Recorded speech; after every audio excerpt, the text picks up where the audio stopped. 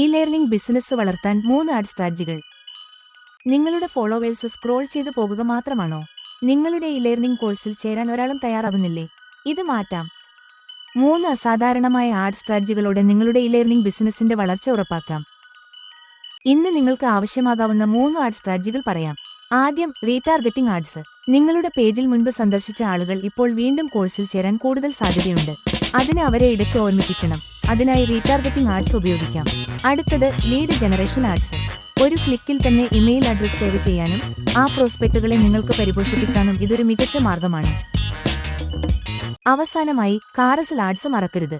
ഇത് കോഴ്സ് മോഡ്യൂളുകളും പൂർവ്വ വിദ്യാർത്ഥി വിജയകഥകളും സിലബസിന്റെ ആമുഖം പ്രദർശിപ്പിക്കാനും നിങ്ങളുടെ പ്രോസ്പെക്റ്റുകളിൽ ക്യൂരിയോസിറ്റി ഉണ്ടാക്കാനും ഏറ്റവും അനുയോജ്യമാണ്. കൂടുതൽ വിവരങ്ങൾക്കായും നിങ്ങളുടെ പരസ്യം ഫേസ്ബുക്കിൽ ചെയ്യുന്നതിനായും വീഡിയോക്ക് കമന്റ് ചെയ്യൂ അല്ലെങ്കിൽ DM ചെയ്യൂ.